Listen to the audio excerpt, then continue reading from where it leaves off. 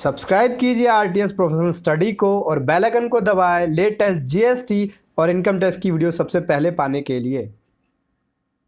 Welcome guys. दोस्तों आज बात करने वाला हूँ बहुत ही कमाल के टॉपिक के बारे में। Income tax return non filer जो है या लेट फाइलिंग रिटर्न फाइल करते हैं लेट इनकम टैक्स की, उनके लिए आज मैं स्पेशल वीडियो लेके आया हूँ इनकम टैक्स रिटर्न के ऊपर। तो इसको समझने के लिए बने रहे मेरे साथ वीडियो के एंड तक। दोस्तों इनकम टैक्स रिटर्न फाइल नहीं करें या फिर लेट फाइलिंग करें तो क्या क्या नुकसान हो सकता है और क्या क्या फायदे होंगे, इसको समझें। बात करते हैं। नंबर 1, इसके अंदर दोस्तों इंटरेस्ट पे करना पड़ता है under section 234A of the income tax act 1961 के हिसाब से।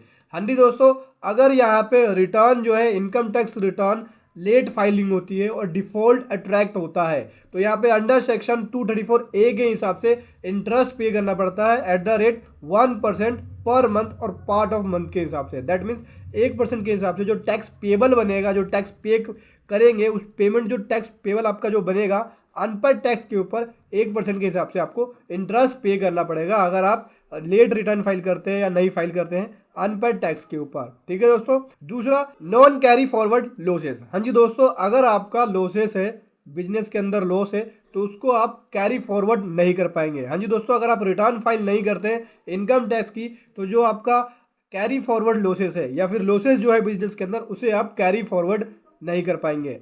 लेकिन इनकम फ्रॉम हाउस प्रॉपर्टी के अंदर इस तरह की कोई भी रिस्ट्रिक्शन नहीं है। आप इनकम फ्रॉम हाउस प्रॉपर्टी के अंदर आप लॉसेस को कैरी फॉरवर्ड कर सकते हैं। जो ड्यू डेट बताई है उस ड्यू डेट के हिसाब से अगर आप रिटर्न फाइल नहीं करते हैं अंडर सेक्शन 139 सबसेक्शन 1 के हिसाब से। अगला हम बात करें best judgement assessment, assessment under section 144। हाँ जी दोस्तों, यहाँ पे जो असेसिंग ऑफिसर है अपने बेस्ट जजमेंट के बेसिस पे एक्शन ले सकता है इन फॉलोइंग केसेस में। पहला केस है, अगर यहाँ पे टैक्स पेयर फेल हो जाता है अपनी रिटर्न फाइल करने जो ड्यू डेट प्रिस्क्राइब्ड है अंडर सेक्शन 139 सबसेक्शन 1 के हिसाब से और बिलेटेड रिटर्न फाइल करता है अंडर सेक्शन 139 सबसेक्शन 4 के हिसाब से और रिवाइज रिटर्न फाइल करता है अंडर सेक्शन 139 सबसेक्शन 5 के हिसाब से, तो उसके ऊपर असेसिंग ऑफिसर अपने बेस पे एक्शन ले सकता है।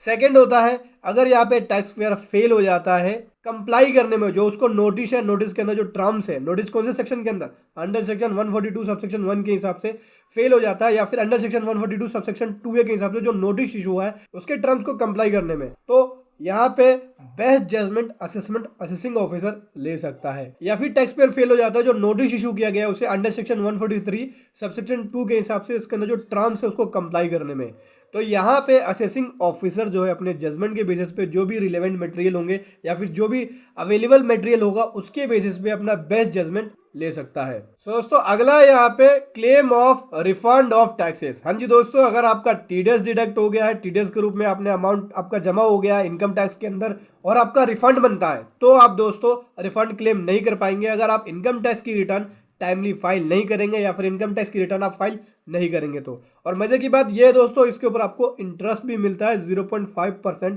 पर मंथ के हिसाब से या फिर पार्ट ऑफ मंथ के हिसाब से, जो भी अमाउंट आपका पेबल बनता है अंडर सेक्शन 244A के हिसाब से आपको यहाँ पे इंटरेस्ट मिलता है। तो अगर आपका रिफंड बनता है तो आप income tax return timely file करें, टाइमली फाइल नहीं करेंगे तो आपको यहाँ पे नहीं मिल पाएगा। मैं दोस्तों बात करूं यहाँ पे फाइनेंशियल ईयर 18-19 के लिए जो इनकम टैक्स की रिटर्न की जो डेट है, लास्ट डेट है 31 मार्च का अलर्ट अब पोर्टल पे दिखना शुरू हो गया है। 31 मार्च 2020 से पहले पहले अगर आपकी रिटर्न फाइनेंशियल ईयर 18-19 की पेंडिंग है तो आप फाइल कर लीजिए। अगर आप नहीं करते ऐसा तो आप रिटर्न फाइल नहीं कर पाएंगे। तो दोस्तों ये था एक कमाल की वीडियो जो मैं आपके सामने लेकर आया। वीडियो कैसी लगी जरूर बताएं। Thank you so much. जय हिंद, वंदे मातरम।